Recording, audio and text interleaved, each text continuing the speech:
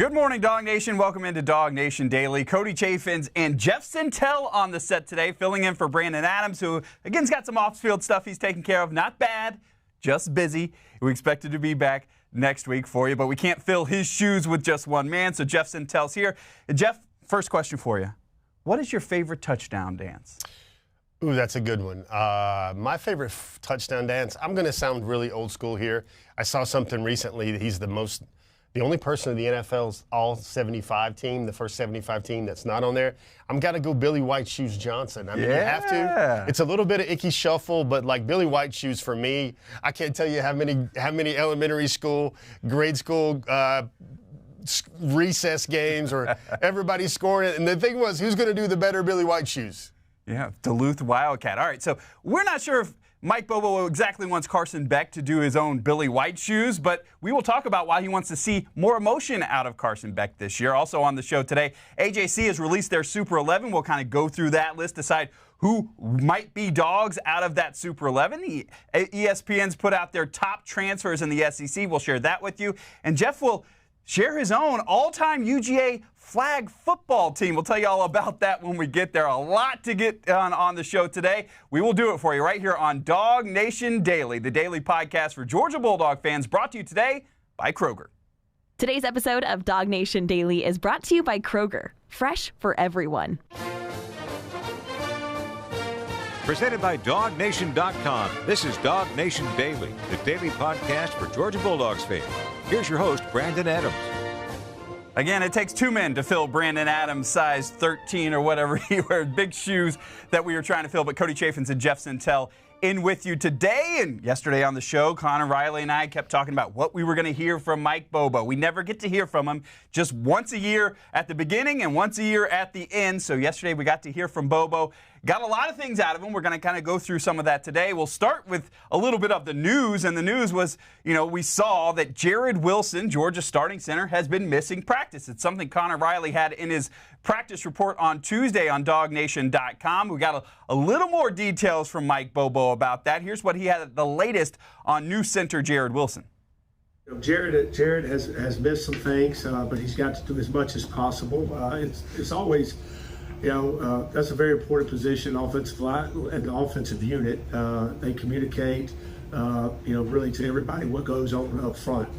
And Jared's still being able to do that in a large majority of what we're doing. We're just being careful with Jared, but it also gives guys more opportunities to work at center and make those calls.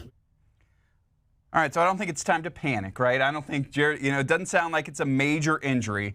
But for a guy who's stepping in for Cedric Van Pran Granger, your first year starting, you don't want to miss any of fall camp, right, Jeff? Yeah, I think you look across the line, Cody, you've got really the only question mark was filling Cedric Van Pran Granger. And obviously it's a huge one because he's a 3-year starter, 42-2. But I think we know what we're getting with Jared Wilson. I don't know if this is let's clutch our pearls and have a Fred Sanford heart attack moment right now with Jared, because here's why. He's been at Georgia since 2021.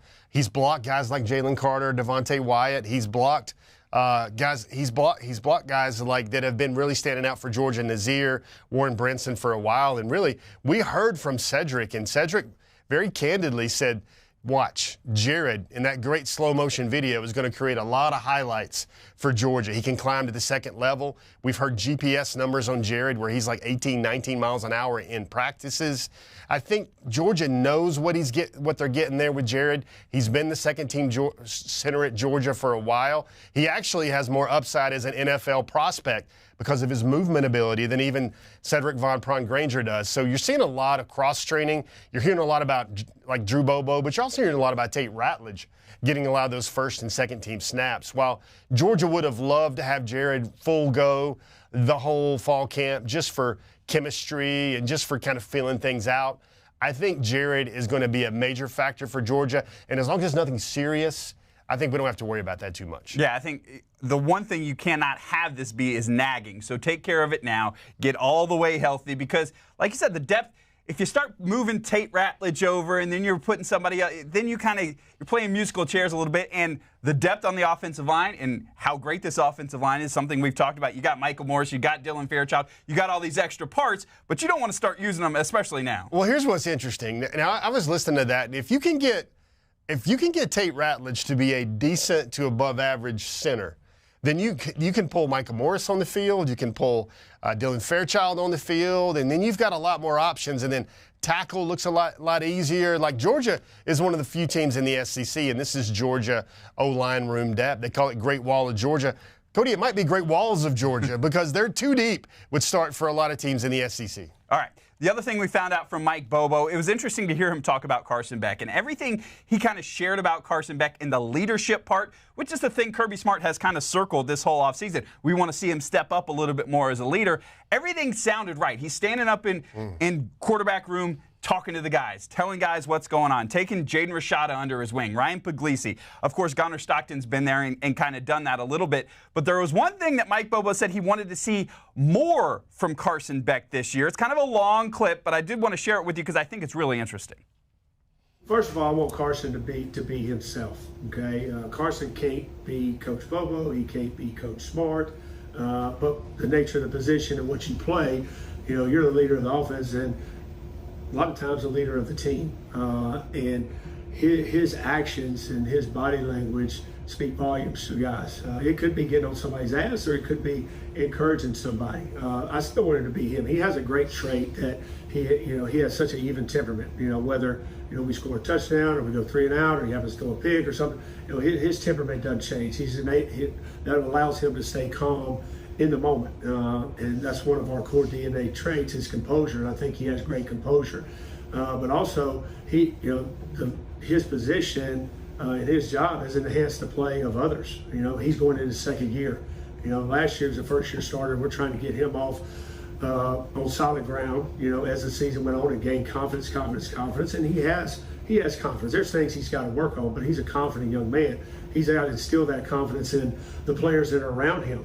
And it could be it could be a word to them. It could be putting an arm around them. Just knowing the impact that he has on guys, because these young guys that are coming in, or first guy that walks on that field for the first time, they're looking at a guy, Carson Beck, that has done it in SEC games, done it on a big stage, and they're going to look for him to how to act and how to respond. And what he says and what he does goes a long way in building belief in our football team.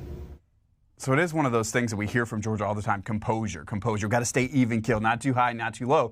So it's interesting to hear Mike Bobo say, I need you to get a little high. I need you to get fired up, whether it's good or whether it's bad, just to get guys, I don't think he's going to be Tim Tebow out there, rallying the troops, but a little bit of that, it can go a long way. Cody, I think what's cool about this is you heard the talking point all offseason is they know what they're going to get at Carson. He's going to throw 4,000 yards, probably 35 touchdowns. He's going to complete 75% of his balls. They want him to be more demonstrative. They want him to be more outspoken, because that's really not Carson. I've known Carson for a long time, and he's not that rah-rah Tim Tebow word. He's not going to get in guys' face. But I think one cool thing about that entire Mike Bobo presser he shared to me was he shared a story. I think it was one of the early days of fall camp. And Carson stops Mike in the middle of the meeting, and he's like, listen, I just want to say this. I want to put this out here. I want everybody in this room to prepare like they're going to start and play ball against Clemson in the opener. He said, I didn't do that. When I was a young guy here, I didn't do that. I didn't prepare like I was going to have to go in. I was one play away. And that's the sort of things that Carson needs to say when you're QB1, not only for the Dawgs, but also your Heisman QB favorite, your All-SEC, your All-American. What Carson has to say to Georgia, even if he opens up only 20-30% more than he used to, is going to be so effective on Georgia's football team, because they all know he's kind of like this. He's like the ringleader of the offense. He's the trigger man. He's the guy that's going to make Georgia's team go, not just their offense go. And when you look at the schedule that Georgia's got to play this year, you talk about those tough road environments. You need that guy in the huddle who, can grab a face mask and say, let's go right now. We've got to get this 3rd and 1. And you also need a guy who's, can celebrate and get you hype and get that crowd to hush when you're on the road at Tuscaloosa or in Austin.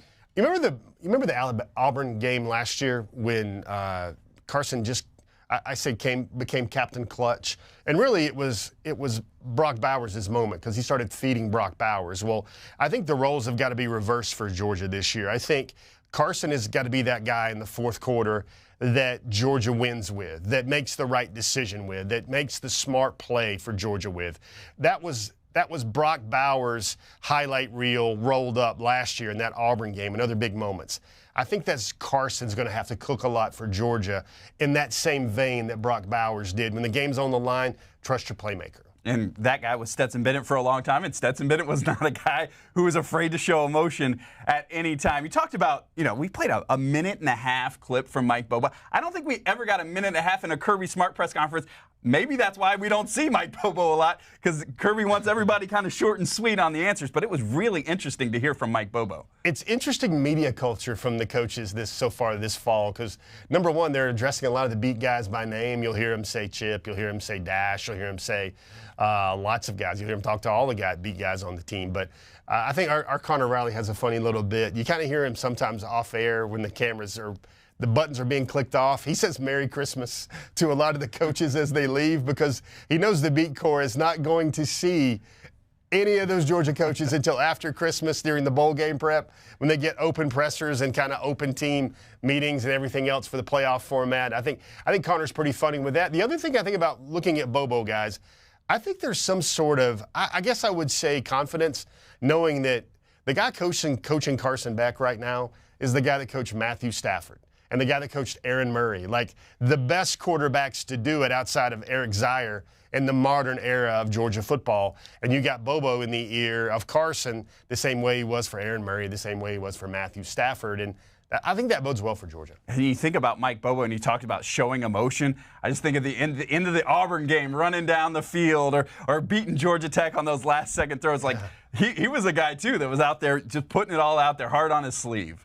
Son of a coach. I think his dad, George, shows up at practice a lot. Yeah, he's mentioned that. I see him a lot at Georgia games, just watching him. I remember George Bobo and Stetson had a long conversation about basically mechanics and arm placement and everything else at G-Day a couple of years ago. And Mike is a guy that is a Georgia guy. It's hard to believe.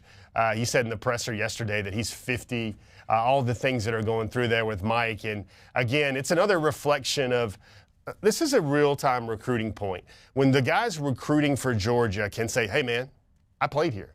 And then I went off and coached here, and I coached here, and then I came back here because I think this is the best spot for me. I think Georgia's brand, the Georgia way, when you have a long-timer like Mike Bobo calling the shots, calling the plays, I think that's substantial. Talking about the long-time aspect of Mike Bobo, he kind of opened up a little bit about and showed his age a little bit, we'll just say. Take a listen.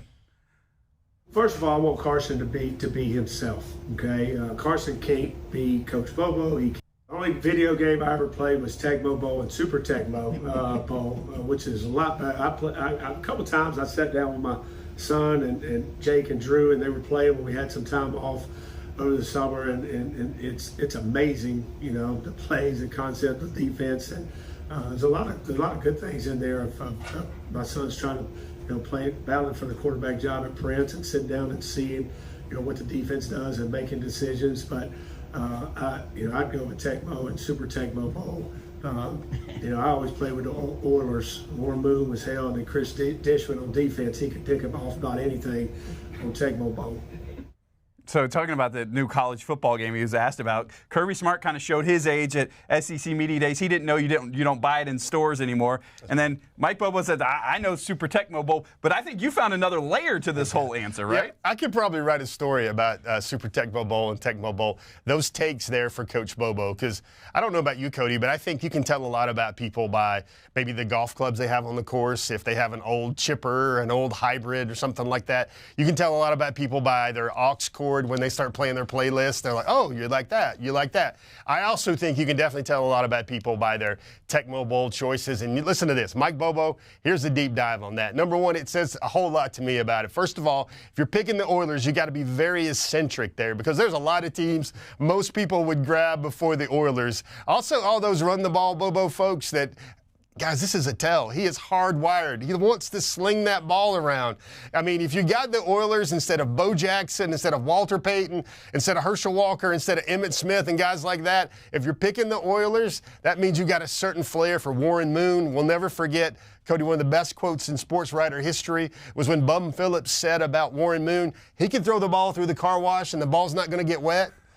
That's why Mike Bobo picked the Oilers, and what was it? It was Jerry Glanville, man. That was what they did, the run and gun with Jerry Glanville. So learning Mike's Tecmo Bowl and Super Tecmo Bowl choices right there tells me a little bit more about the Georgia play caller. Yeah, if he was going to be a run the ball guy, it would be Bo Jackson on Tecmo Bowl. And he would be unstoppable. Also not a front runner because you could never tackle Bo Jackson in that game. Did you ever hear the stories? And everybody's done this. If you've done this watching right now, say I or say guilty. But do you ever do that thing with Bo where you just run around and you try to bleed the whole quarter? Right. And you try to go, like the other thing you do in Tecmo is you go all the way back to the end zone and then you try to throw a ball 105 yards all the other way. Now, I know you guys have done that with Bo Jackson. I know that. Admit it if you're watching DawgNation Daily. All right, that's going to do it for our first segment of DawgNation Daily, the daily podcast for Georgia Bulldogs fans. It's brought to us today by our friends at Kroger, and it's kind of a strange thing for me to say at this moment. I don't step foot in Kroger stores a lot anymore. It was actually last night my wife and I were sitting on the couch, and we were shopping at Kroger on our apps. We are proud Kroger Boost members, and we've got a delivery. The big refrigerated Kroger truck will be stopping at our house later today. It saves you so much time to just do it on the app, especially when you're like me and you've got young kids who are just grabbing at things as you go down the aisles, to be able to sit on the couch and say, here's what we're having for dinner Monday. Here's what we're having for dinner Tuesday. Oh, we got to get lunch for the kids. All those things you need for back to school, Kroger is your spot for that as well. If it's the baby carrots you got to put in the lunchbox, or it's the pens and pencils the kids have got to carry in their backpacks, you can find it all at Kroger right now. You can go to your local Kroger store, and I do recommend going into the Kroger store. There's nothing like the smells when you go by what they're doing in the bakery and what they're doing with the hot food items. So I do recommend going into the stores, but also if you can't do that, shop online, Kroger.com, or get the Kroger app.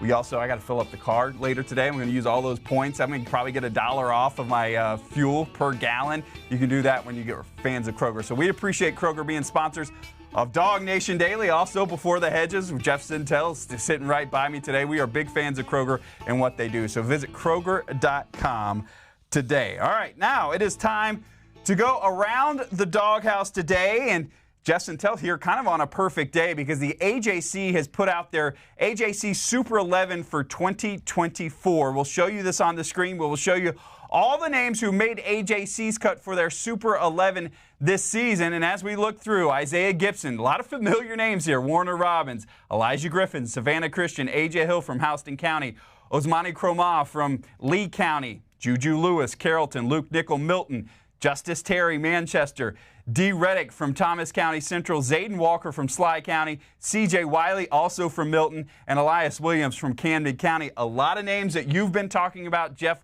on this list. When you kind of go through, we don't need to go through everybody, but there seems like a lot of potential future dogs on that list. Yeah, it's funny, Cody, you kind of go through these historically, and I thought this was a really hard year and a really hard choice for the AJC because I think there were like maybe 8, 9 kind of no-brainers that could qualify for this Super 11. One thing that the Super 11 does, and Todd Holcomb, I think, does a great job. There's like the gumbo, the secret sauce is here. It's not all recruiting offers. It's not all recruiting rankings.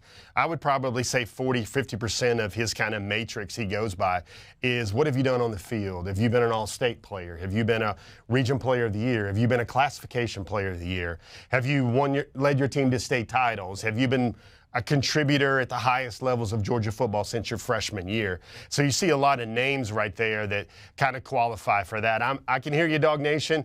It seems to me like the current crop for Georgia might go up a little bit. Undecided Justus Terry there, undecided Elijah Griffin. You obviously have Elias Williams used to be out of Charlton County, but now he's in Camden County.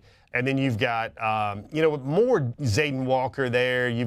Did you see all those guys right there? You've got Dawgs here. And traditionally, this is a number that feels about right for where the AJC Super 11 is with Dawgs in the Super 11, especially committed Dawgs. You see, last couple of years, there's been 2, there's been 3. Goes all the way back to 2020. I did some quick research before the show. Georgia had 6 guys on that 2020 Super 11. Guys like Brock Vandegrift, Nyland Green was on that team. Shmuel Munden was on that team. Chas Chambliss was on that team. So what they do here, you got a couple representatives there from Milton High School, the state champions. You see Savannah Christian right there and Elijah Griffin, undecided. He actually has got a game tonight.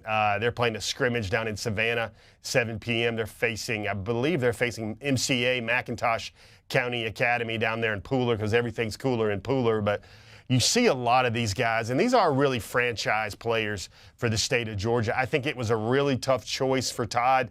Some notable honorable mentions, guys like Todd Robinson out of Valdosta, Donnie Glover there at Langston Hughes, Mason Short out of Evans, and then Cortez Smith out of Parkview. This is a very exclusive list. You see a Miami commitment on there, Luke Nickel. You see a Florida State commitment there in C.J. Wiley. You see a lot of other players. Ousmane Kromah, not committed anywhere just of yet. You've got Isaiah Gibson, the Georgia pass rushing freakazoid right there at Warner Robins in Demon Country. So the Dogs are represented. They're probably likely going to get a couple more on this list, might even try to pull a flip on some of these other guys down the road. But I think it's a very strong representative sample of the state of Georgia, the Peach State recruiting powerhouse prowess at the outset. And that's when you really know, Cody, I don't know about you, when the AJC Super 11 drops, you're like, all right, it's about on. Yeah. It's almost right about on right now. And beautiful video right there. Love the colors, love the imagery right there that the AJC folks were able to put together. All right, we're going to talk about some of these names specifically. You know, the quarterbacks, Georgia was, you know, I don't know if Georgia, Juju Lewis, doesn't seem like not in the running for Juju Lewis anymore. Luke Nichols, a guy who is not on Georgia's radar, and so not going to be there.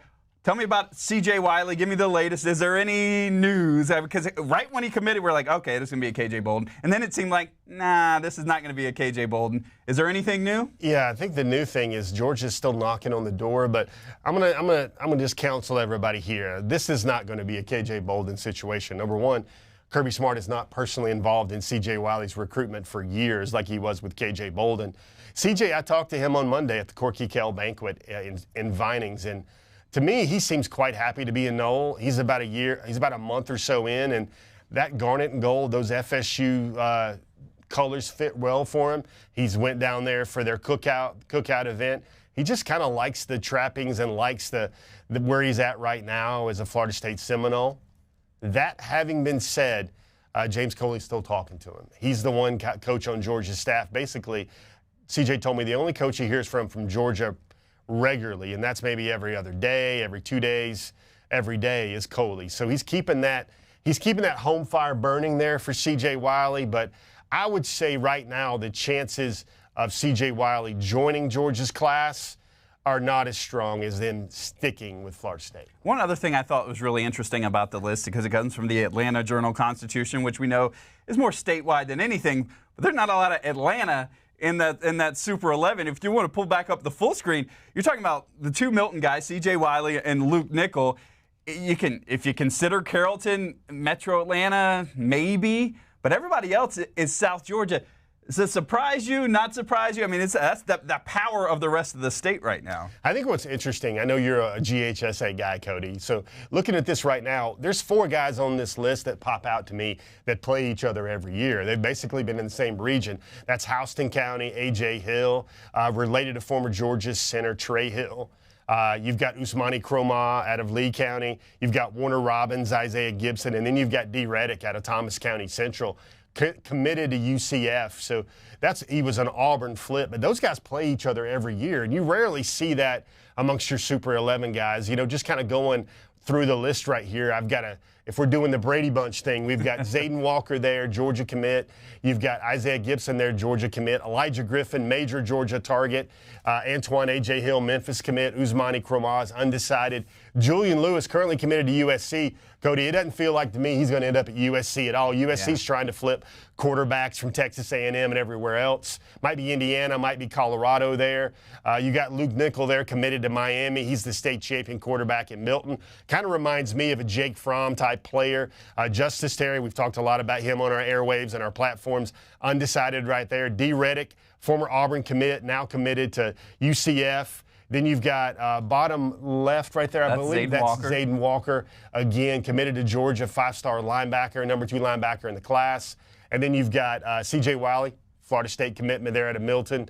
And then you've got Elias Williams, a guy that I don't think gets enough run and not enough pub, but Georgia thinks that Elias, and he's been committed to Georgia for some time, Georgia thinks that Elias can be kind of a hybrid Darnell Washington, Brock Bowers type. So I don't know what that looks like, but it certainly sounds good. Yeah, check all the boxes for me. That sounds pretty good. So AJC Super 11 is out. If you want to check out, they've got a bunch of videos and stuff on their website as well, so be sure to check all that out. We're going to talk a little more about Justus Terry in just a moment, but that's going to be around the Doghouse, brought to you today by Zagoria Law. And Zagoria Law is one of those law firms here in the Atlanta area and the state of Georgia that has one specialty, and they are your dog bite specialists. They're lawyers because dog bites, let's face it, in these cases, they're very specific, very hard to try, so why not go with the experts of that? So they are going to represent people bitten by dogs, and they literally wrote the book on how to win these cases. So if you or your loved one's been hurt by someone else's dog,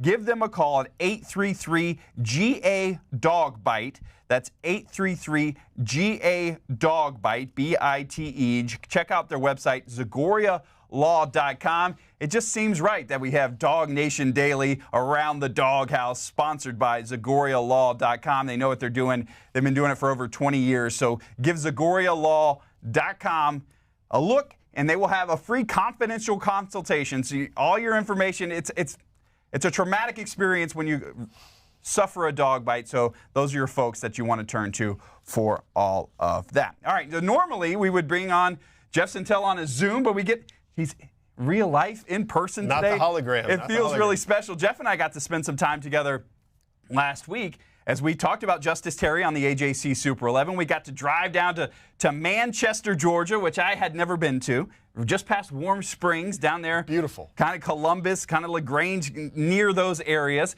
And we got to talk to Justus Terry, and we sat with him in the locker room there at Manchester High School, and it was really fun. He had a great story to share with us about the cookout at Georgia. First, we'll let you hear the story, then we'll talk about it. Got Coach Smart with the water gun, wet him up, it just... Hold on now. So there's no hesitation when you roll up on Kirby with a water gun? Like, what was that like? Sir. And then what was his reaction? He's like, man, Yeah, see, he tried to play it smooth. He tried to, walk with... I think he had 2 parents with him, and he was just walking like, just free walking around like nothing won't happen to him, man. We just, hey, let's get Coach Kirby, like, let's get him. So I was like, bet, let's do it. And I just went and did it, and it was just a fun moment. Everyone was laughing, and, it was fun. Was it just you, or did you have help? Who else got it? Isaiah Gibson, Bo Walker, it was a lot of them there. Zayden Walker. Yeah. Yeah, a lot of them was there. So he had to be like, that's half my class, potentially. Yes, sir. Did he flash some of that 4.6 speed? I mean, he had some speed back in his day. He took off a little bit. I didn't know he still had it in him. First off, how comfortable does he have to feel in Athens and with Coach Smart, and how home-like can that feel if he's doing that? And then also, just the guys he's doing it with, already teaming up with some other members of that Super 11. I think that's pretty cool. One of the things there is, I think the missing piece that Justus wants to see is he wants to feel comfortable. He wants to feel at home. He said he wants it to feel like he's chilling with the boys in the Manchester High locker room. And he told me after that bite, I think it's hilarious, is he's like, next time I'm in Athens, I'm going to have my head on a swivel. I'm going to be looking. I'm going to be waiting, because Kirby's going to get me somehow, because Kirby said, I'm going to get you. And Justus doesn't know what that means, but he knows that it likely means he needs to be aware and really have a lot of perception on it. I tell you what, Justus Terry eventually becomes a dog. Kirby's going to be there on the practice field saying, all right, you remember you got me? You remember you got me at Cookout in 2024? Well, those stadium steps, sir, those are all yours. And the thing he did it with is it's like Zayden Walker, Isaiah Gibson, Bo Walker. These are guys that have been recruiting Justus Terry for forever. And if you go to the DawgNation YouTube channel, we have got the first of our kind of 2 parts of interview with Justus. There's something in that video. I don't know about you, Cody, but the part where I asked him, I said, hey, if it's Georgia, what do you think's the big reason why? What have they shown you? There was no hesitation. He jumped into it. He's like, I got a quote for you. And he summarized the quote by saying, if it is worth it, it is not going to be easy. And he talked about how Georgia championships and work He wants that work. His dreams, he knows they're not going to be easy. And the place he knows where he'll have to work to get all those dreams, the culture at Georgia, he knows what he would get at Georgia. And I think in the long run, I think he answered that very honestly. I think that's the reason why he would ultimately choose Georgia, is because he knows Georgia. He knows what he's going to get there. The relationships are there. And also he knows that to take him to pull out his best football, for him to find the very best football player he can be, he knows to go to a place every day where he's going to get tested. And he knows he'll get tested every day by future NFL players at Georgia. He's a guy I met for the first time as I was shooting this video. But you said he looks much more trimmed out than he ever has, right? Yeah, he played last year at about 290. Now, he plays offensive tackle and defensive end, actually, for his Manchester Blue Devils team. They've got 22 seniors. This is a loaded team. They played in the state championship game last year. They expect to get back there with an even better team this year. And Justus, he told me he wants to play between 260 and 270 for his senior year. And I'm going to tell you, Cody, that guy is going to be a bad man at 260, 265, just ripping through guys, because that gas tank he had last year, let's say it was like 16 gallons last year. Now that thing's going to be like a hybrid, 22, 23 gallons. He's going to do a lot more of that stuff in the second, third, and fourth quarter in every game this year. This guy is going to be a very big problem for opponents if he plays that way at 265. The thing I love about the slow-mo video, you see how much faster his get-off is than the guys he's playing against. It's going to be really special. All right, Jeff, nothing we want to talk about. UGA, we're on commitment watch for like the 5th weekend in a row. Yeah. Is it going to happen this weekend? And tell us who. I tell you one thing, if Georgia fans are still smarting about, I didn't mean to intentionally put smarting in there, but if Georgia fans are still smarting about NC State versus Georgia, the Diamond Dogs earlier this year in the NCAA playoffs, well, Georgia gets a round 2, gets a little bit here, and Jontae Gilbert, now he's at Frederick Douglass High School. First of all, anytime you can go out and check out the Astros. Oh, yeah. What a very cool high school football name. But the Astros, he plays for Frederick Douglass. He was at one time committed to Ohio State, and now he's coming down to Wolfpack in one corner, Georgia in the other, and they're going to ring that bell. He's going to make a decision on Saturday at 2 p.m. I'm going to be there. Jontae is very interesting on a lot of levels. Number one, he's about 6'1.5", 187. He drops a top 10 last October. Georgia's not in there. He drops a top 7 back May 31st. Georgia's not in there. And now, when it's all come said and done, the finish line's right in front of us. Georgia and NC State are the finalists. And you're like, wow, how did that happen? Recruiting is crazy, but how did that happen? Well, here's how it happened. He goes to Georgia, he camps, he shows them he can play cornerback. That's what he wants to play. And he shows them he can flip the hips, he can do the speed turn. He knows how to play the position at that size. And then he ran for Georgia. He ran a 4.5 on the laser. And then Georgia's like, yep, you can play cornerback.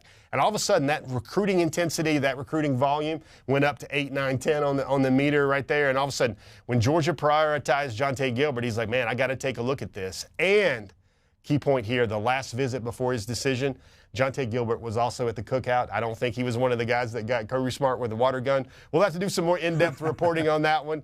But Jontae Gilbert, Georgia got the last chance, the last visit, the last major impression here before he makes his decision tomorrow. All right, that's Jeff Sentell's words on Jontae Gilbert. Let's hear him in his own words.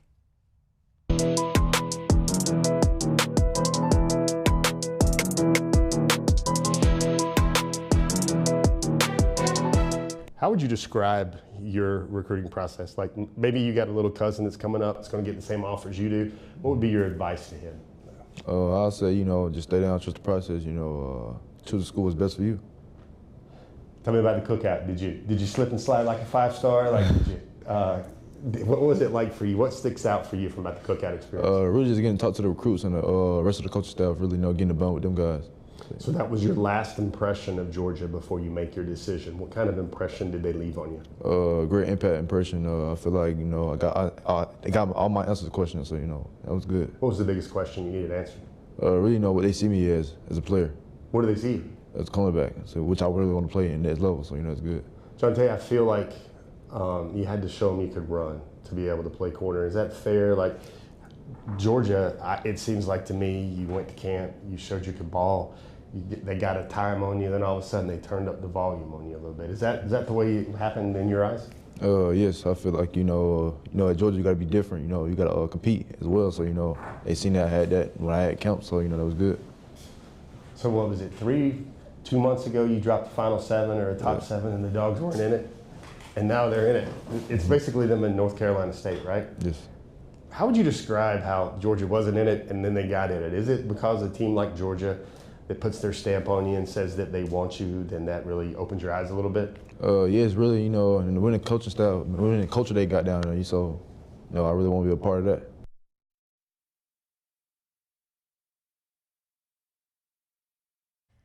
Cool thing, the staff at Douglas, I don't know if you've ever heard this term, they call him a football nerd.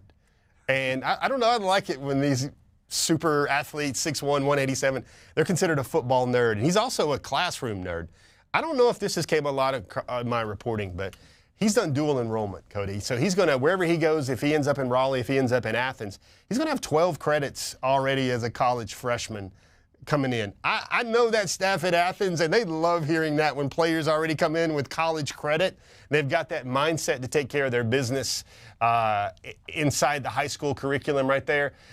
Folks around Douglas call him the silent assassin. So think about this. Silent assassin, football nerd, 6'1", 187, 4.5. If we had some animation here right now, that would be check, check, right. check, check, check. Are we building the player on NCAA? So, I mean, it's interesting. I think his recruiting process has kind of been I wrote about it on DawgNation.com this week that it's kind of been like 4 quarters or 4 chapters. And right now, there are 4 fingers being held up because Jontae Gilbert's in the 4th quarter. And we'll find out whether it's some Wolfpackish North Carolina State ragtag fight song or whether they're playing Krypton Fanfare in Sanford Stadium at the beginning of this 4th quarter.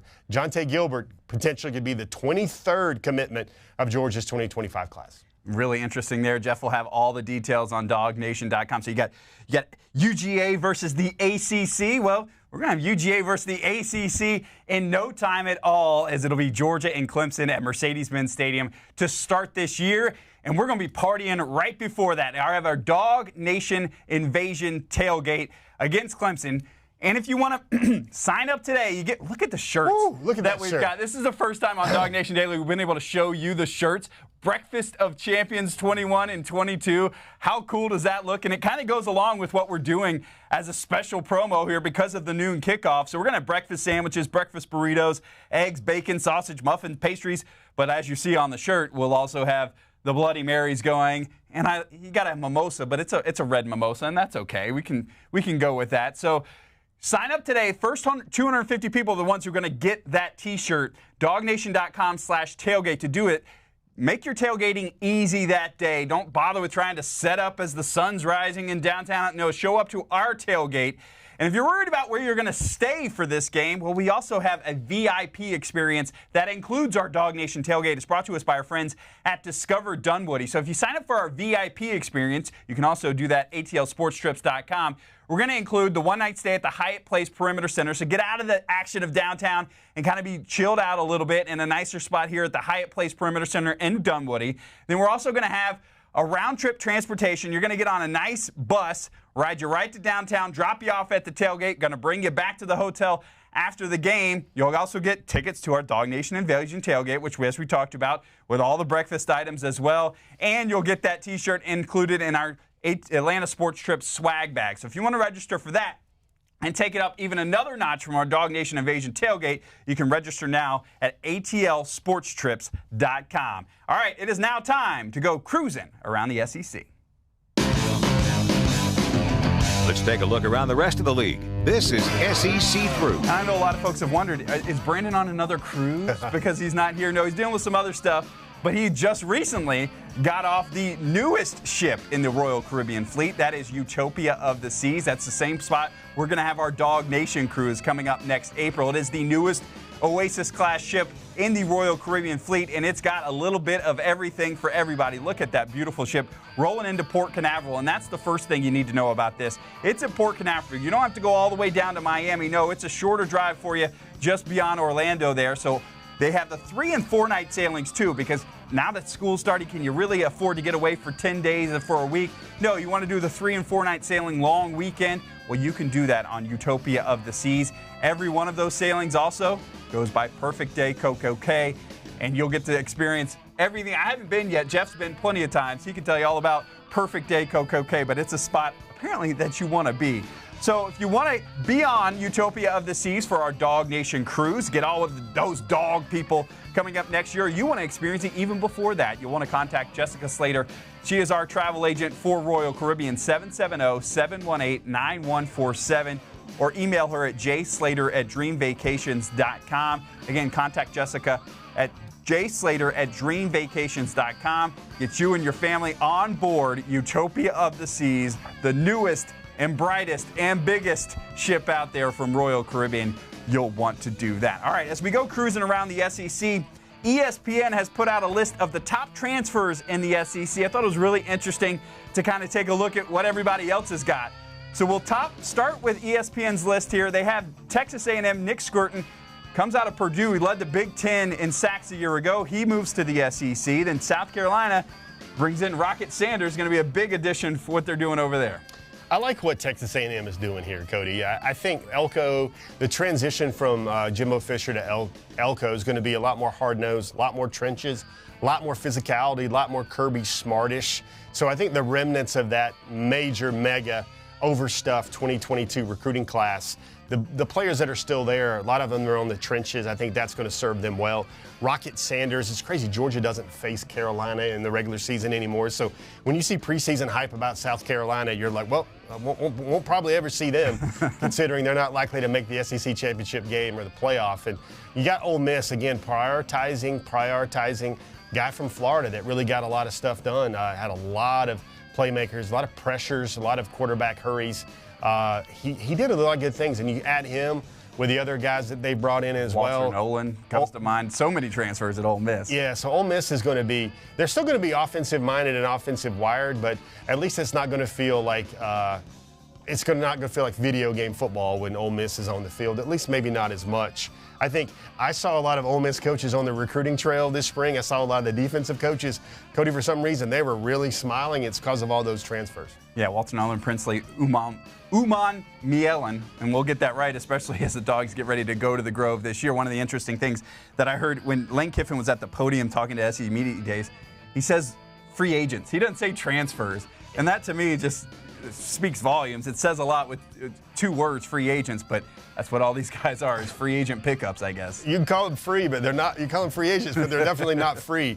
And you see that everybody in the conference is kind of evolving, moving around. I mean, I think one of the bigger moves you see is you saw Alabama lose Isaiah Bond, Buford High standout, and then make the move to Texas as well. Which didn't make this list surprising. Shows you how much street cred this list has got, because I mean every school's got a bunch, and I mean you could tick off a lot of guys for all these other different schools here that you've mentioned so far, but it's always good to see the conference and how it kind of realigns. I mean, listen, I've been talking to some of our folks online, and they're like, okay, Jeff, help me out here. Who's number 15 on Georgia? Who's number 7 on Georgia?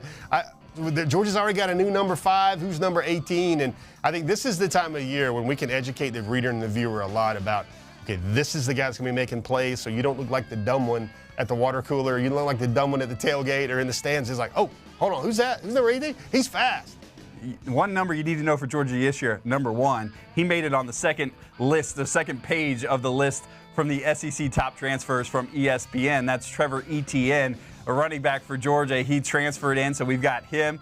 And you've also, looking at Jamon Dumas-Johnson also making that second list at Kentucky. Kentucky brings in a pair of Georgia transfers.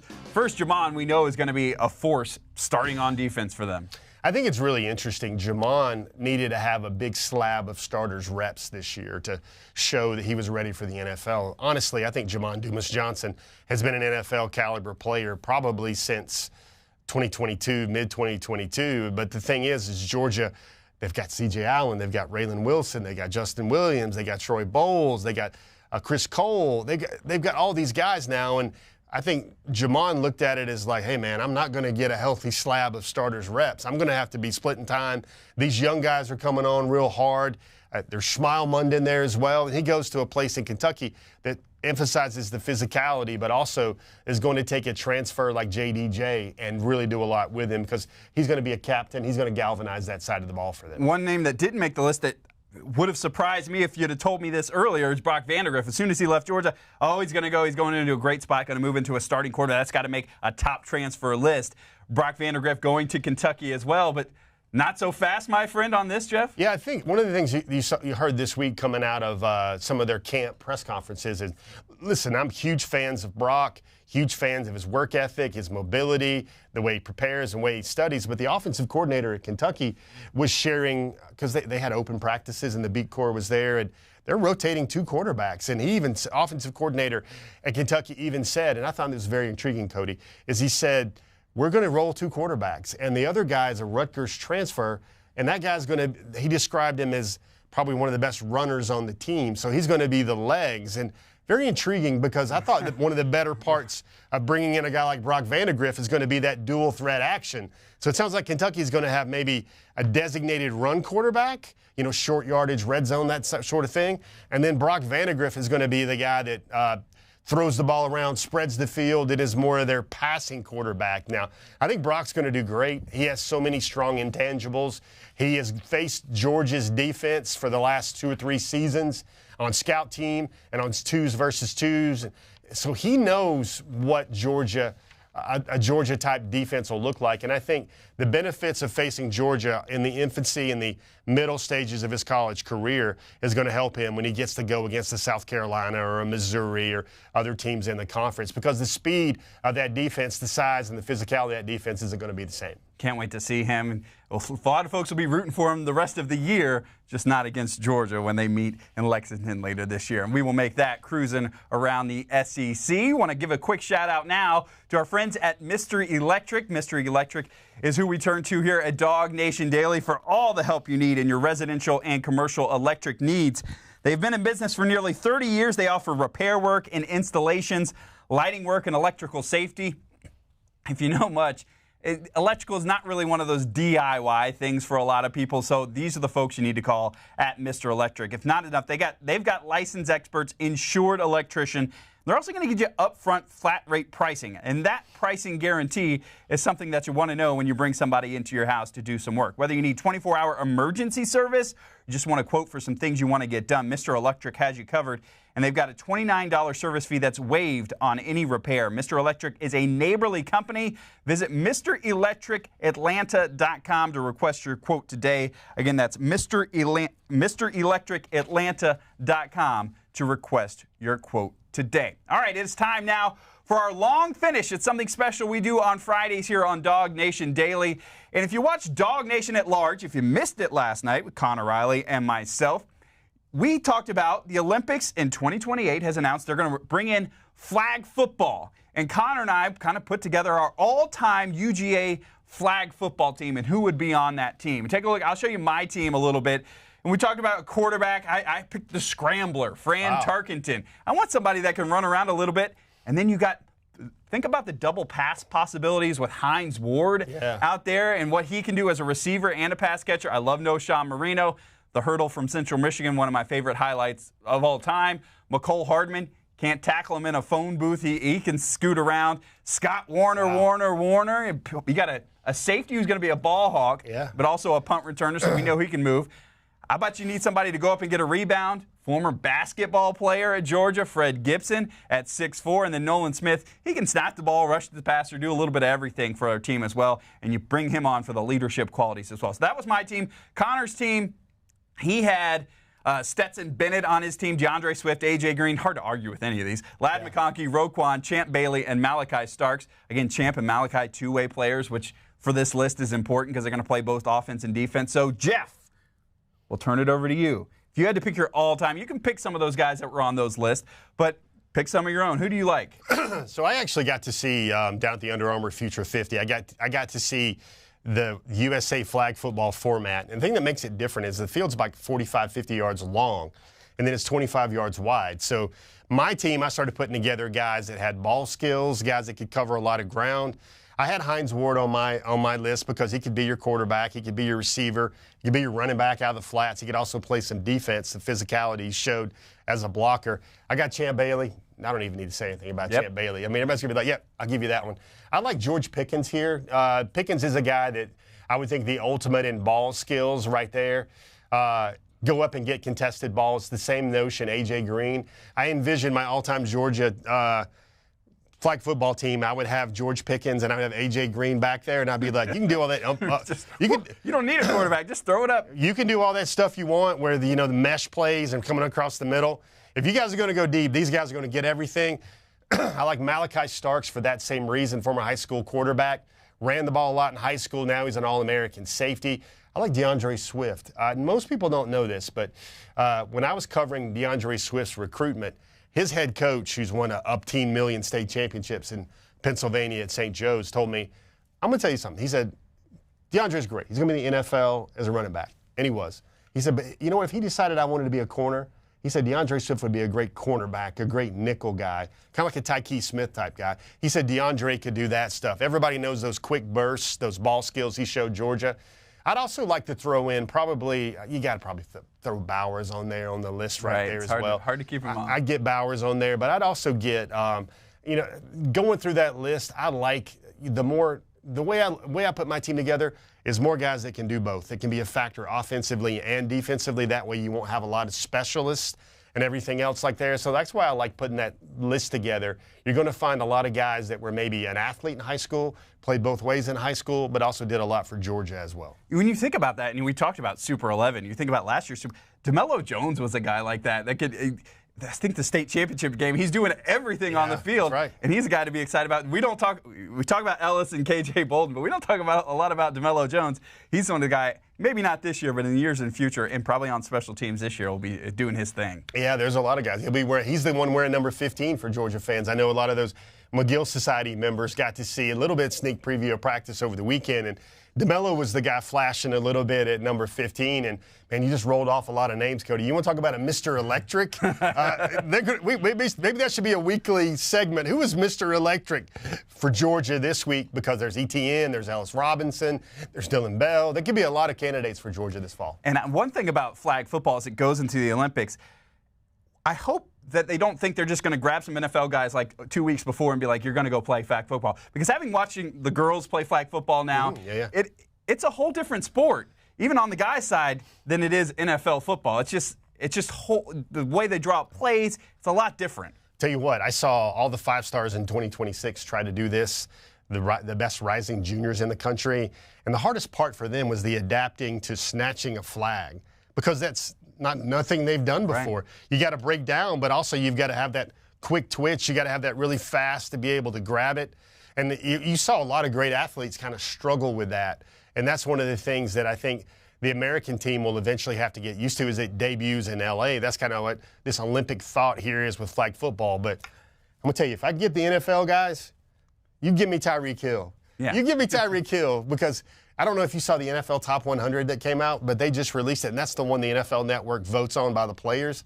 Tyreek Hill was voted the #1 best player in pro football. And to show you how stout that list was, Pat Mahomes was number 4 on that list, and Tyreek Hill was number 1. Talk about South Georgia pride, which we've talked about a lot on the show today. All right, that is our long finish today, brought to us by the Finnish Long Drink. We've been proud partners of DawgNation Daily, and now we got something special going on with the Finnish Long Drink as we do our Sip and Swing contest. We want you to enter a chance to play golf with Brandon Adams and one of our other, could be Jeff Sentell, one of our other DawgNation personalities. So how you can enter this sweepstakes, post a photo of you enjoying a Finnish long drink. I did mine on the beach with a peach, but you can be at the pool with the pineapple or anywhere with your original or cranberry or whichever long drink you prefer. But get you a picture of yourself enjoying a Finnish long drink. You can post that on Instagram or X, Twitter, and tag at DawgNation. So tag us, tag the long drink at long drink, and then use the hashtag Sip and Swing in your post. That way, make sure we see it. We get you entered into the contest, and you will play some golf with one of our DawgNation, with Brandon Adams, another one of our DawgNation personalities. This contest runs from August 5th to August 30th, and winner will be notified September 3rd after basking in the glory of a Georgia win. So looking forward to that. That is our Finnish long drink, Sip and Swing. Use the hashtag Sip and Swing to enter that today. All right, time for our golden shoe. And our golden shoe today, we have to give a shout out. We talked about the Diamond Dogs a little earlier. It is our Diamond Dog who is already looking star-studded at the high A level Spokane Indians. How about Charlie Condon? 4 for 5 with a home run, double, and stolen base. And I love the Indians out there. I got to believe there's somebody from the Grady School running their social media account just because those folks are everywhere. But he's got that dog in him. And you see the Georgia Bulldogs love seeing that from Charlie Condon. So good luck to him as he keeps on keeping on doing his things that he did at Georgia. That's hitting for average and also hitting home runs as well. All right, our Gator Hater Updater at 1,371 days since Florida has beaten Georgia. Been a long, long time, and can't wait to see that number keep on going. Thank Jeff Sentell for joining us on DawgNation Daily. We get Brandon back in this chair next week, but that's going to do it for this edition of DawgNation Daily presented by Kroger. And on video, time for our R.S. Andrews cool down. R.S. Andrews, the R.S. in R.S. Andrews stands for Rapid Service. They are folks that can get things done, air conditioning, heating, plumbing, electrical-wise for you. If your water heater goes out today, get it fixed today. Don't take cold showers over the weekend. R.S. Andrews, they will show up on time and do the work that's promised. And that's something you don't take for granted nowadays. So R.S. Andrews sponsoring our cool down. We'll hop on and check out some comments. This is kind of like your time to ask Jeff any other recruiting questions, kind of like we do with Jeff at the end of Before the Hedges every week. So let's take a look at some of those questions. Let me hop on here right now. We've got Jay in the back. If you've got any that you see as well, we want to talk to everybody. So thanks for hanging with us all week as we do some pinch hitting. Cody, I got one for you. All right. What's your favorite touchdown celebration? Let me be you asked me, it's only fair to ask you. So one thing, and I'm not a huge fan of Deion Sanders anymore, but when Deion Sanders used to do that hop, skip, and my mind goes back to the one he did, and it was just heartbreaking. But he picks off a pass and runs it back as a 49er first time back in the Georgia Dome against the Falcons, and he just kind of does that.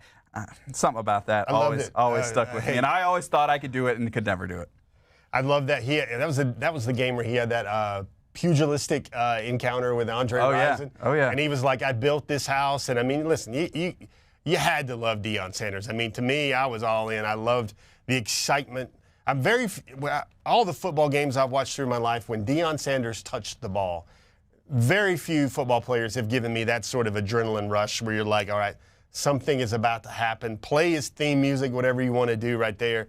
But, yeah, that's a good one, man. And notice how both of our youth and childhoods have been shaped by Atlanta Falcons celebrations, because there haven't been a lot of celebrations, but we found some. Matt Rucamina comes in and says the Dirty Bird's still his favorite celebration as well.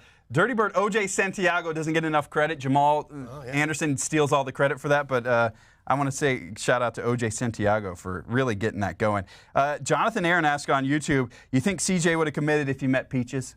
Was that could have sealed the deal there if we had? Well, that's pretty good. We needed Peaches to have a long drink sponsorship. Yeah, there you go. The peach flavor. But, C.J. is a guy that, I mean, totally different. Every recruit should be different, but C.J. is, like, really different. Like, nobody really had a good read about what's going on with there. And, again, this is the cool kids doing it now. Juan Gaston was the same way. C.J. Wiley's parents were the same way. They didn't know. Can you imagine that? Can you imagine? Not telling your parents the biggest decision of your life so far. And they're like, hold on, something very life-shaping is going to happen in the moment of my child, and there are going to be cameras watching my exact reaction right there. I mean, I asked Juan Gaston's mom, I said, like, hey, ma'am, when you get him home at the dinner table, you're going to be like, child, please, what did you put me through? Right, yeah, I mean, he's going to. Bolton Dining Hall is shaking in their boots thinking of him coming. Lance D on YouTube says Stet, Ladd, Brocktimus Prime, Sony, and Champ for his 5. Brocktimus Prime. I don't know. That's a new one. I don't know if I've heard that Moynihan. Well, Brocktober got nixed last year, so we had to lose that one. It's come a long way, says Philip Jordan Wells on Facebook, talking flag football. A long way from non-contact game during PE classes. And it's been really cool. One of the things, and like Jeff said, I've covered a lot of high school football, and watching the girls' flag football kind of take shape. The first years, you're like, all right, you came from the lacrosse team, you need something to do in the off season, or you're a softball player. Now these girls have grown up in the program, and the coaches have grown up, and seeing how it's evolved has been really interesting because it just gets really deep. And there's girls getting college scholarships to play flag football, which is kind of neat. Well, the other thing that Under Armour did this year is they had the boys there, and they had them put them through the wares of the flag football simulation. and they had a whole tournament about it. But they did the same thing with the girls, and it was really interesting, Cody. A big cross-section you had there was a lot of the girls were like softball players, or they were soccer players, or they were volleyball, or they were track. And some of them, they're like, no, I just do flag football. So they're already kind of specializing in it. And I think the fascinating part is, listen, when you see quarterbacks throw and work out, because they had the quarterbacks all working together, both genders, and all the quarterbacks, you can tell they're like polished, the arm angle, the release, they've got everything, their mechanics, their steps. And then you've got a bunch of these girls that haven't really had those quarterback gurus training them all their life. And some of them are slinging it this way, some of them are slinging it that way. And despite all the training, some of them had really, really impressive arms. I remember there was one young lady, I think she was from Florida, and like the high school quarterbacks were like, oh my gosh, like look at the hose on. Like they thought she could legitimately throw the ball in high school varsity football, some of those young ladies that are emerging. And as a hashtag girl dad, I love seeing it. All right, going back to celebrations, I totally agree, by the way. Spencer Clark, hard to beat the Cowboys shooting down the spinning ball.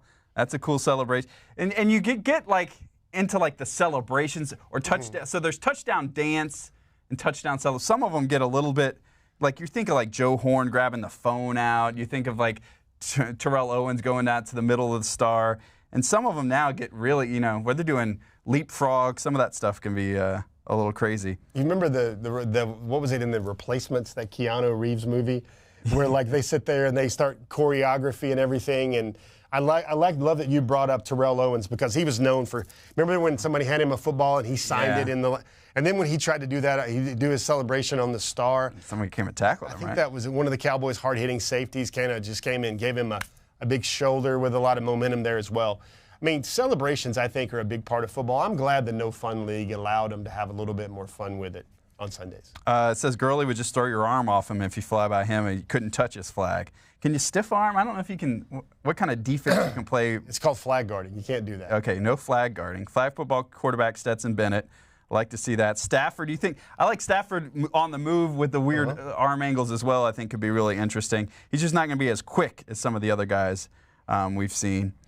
Thank you, guys. Got to be able to run to play quarterback in flag football. That was part of my reason.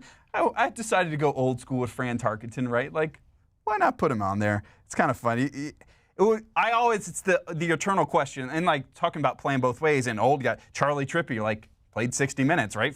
Flat foot Frankie Sinkwich could play 60 minutes. It would be interesting to see how those guys, I always wonder, like, with the training and everything going on today, what would they look like? Would they be average? Would they not make the team? Would they be like, to be fair to that topic, I think those we need to do our due diligence and mention in that discussion of flag football, we need to mention Charlie Trippy and Frankie Sinkwich, because you get really fascinating when you talk to some Georgia people about best players of all time. And I know Connor has an opinion, that our own Connor Riley, that it's always a different era and you can't compare.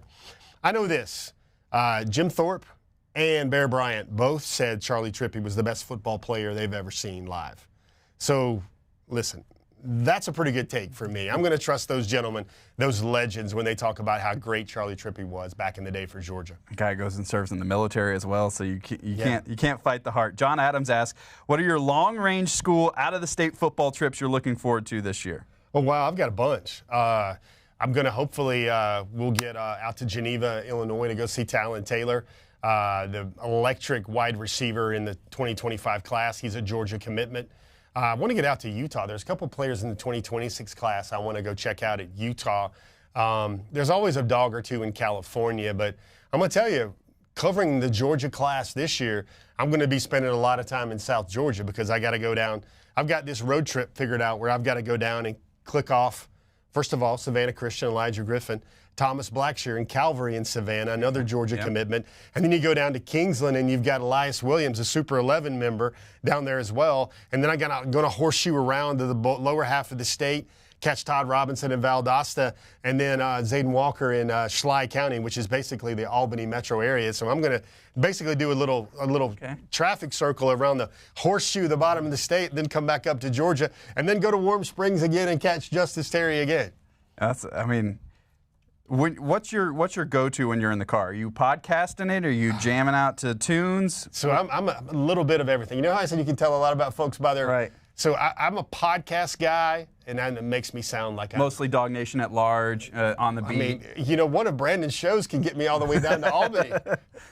You talk about how we're trying to replace him. We're just trying to match the word count with Brandon today. But I do like when I'm one of those folks when you're driving.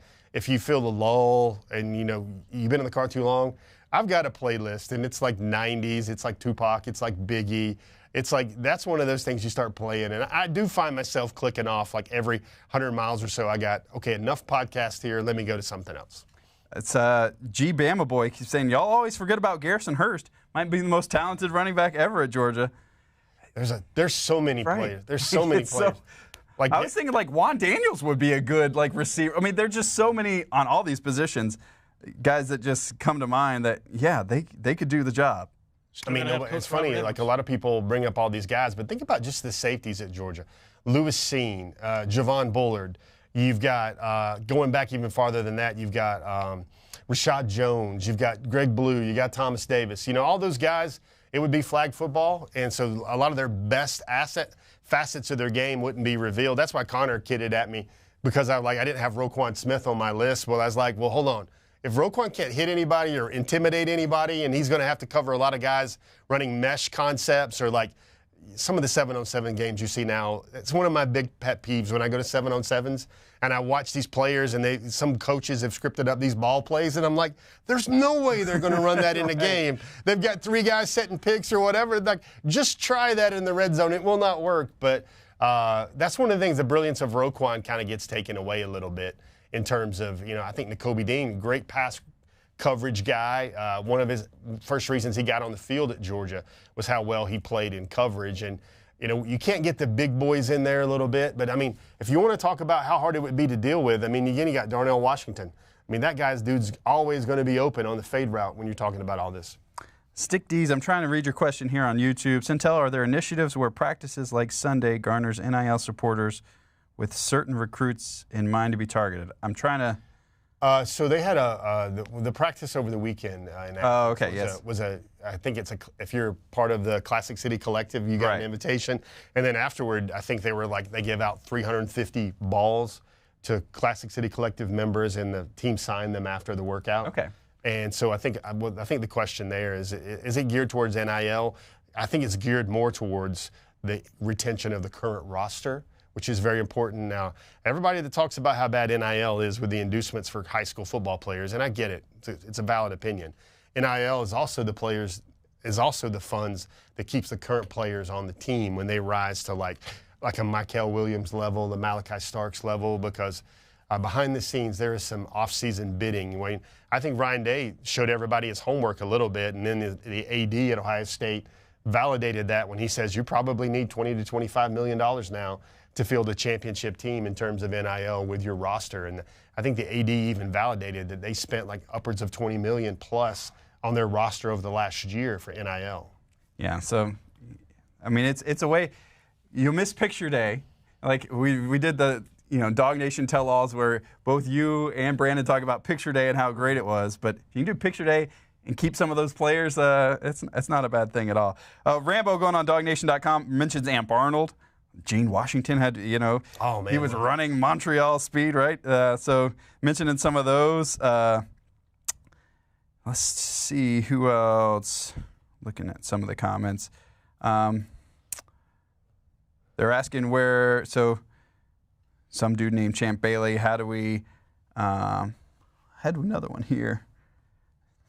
Everybody mentioning other quarterbacks, which I think Quay Walker would be a really good person. Richard in flag LeCount, football. a mention of him. All of those safeties, and I think a guy like Buzzy Rosenberg, another guy in the Scott Warner vein in terms of an electric return man of the past, an all-American type player. I think he would be effective in the flag game because I'll tell you what was funny.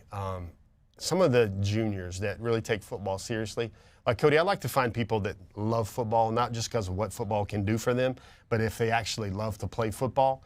And some of those guys that are just competitors, I saw them kind of working, and they were trying to figure out a way to like swivel their hips.